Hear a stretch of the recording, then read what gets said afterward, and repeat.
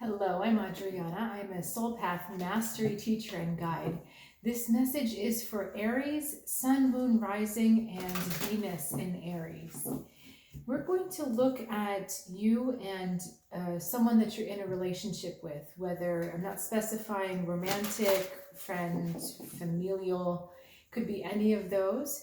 We're going to look at what's going on there and the spiritual lesson behind what's actually happening. This type of reading is not generally the kind of reading I like to do on YouTube because we're not one-on-one and I can't answer or clarify anything that's coming up for you. But my guides today said that this is the reading that we need to do, so that's what we're following, Aries.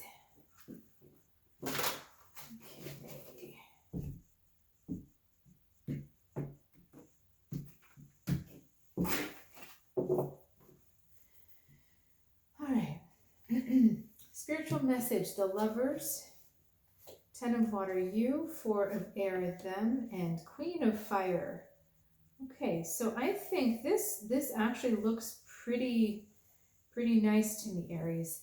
The Lovers being the spiritual message is about a couple different things. It's about making sure your values are lining up together, or questioning, do they line up together? Could we meet in the middle? Is there any compromising?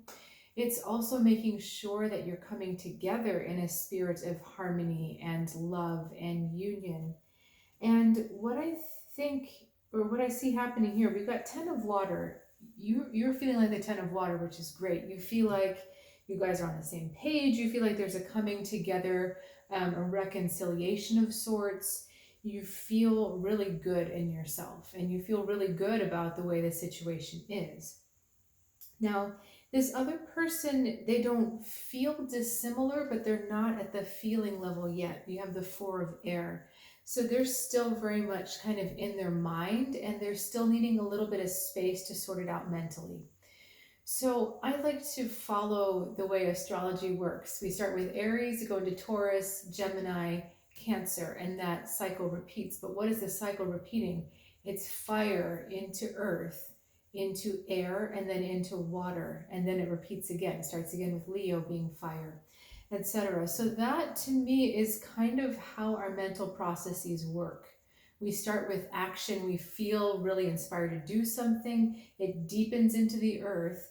The air kind of lightens it up, but then thoughts, so air are thoughts. Air has to learn how to transition into water. So thoughts have to learn how to transition into feelings or emotions.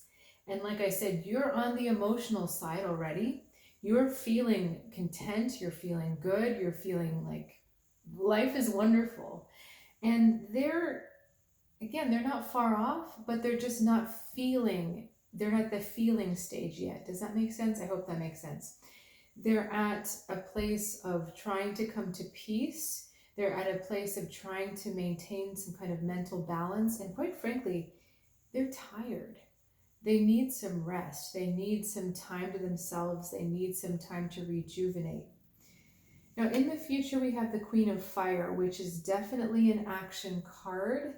It is a card that is encouraging, though, and very empowering and positive. So what is the Queen of Fire's message here?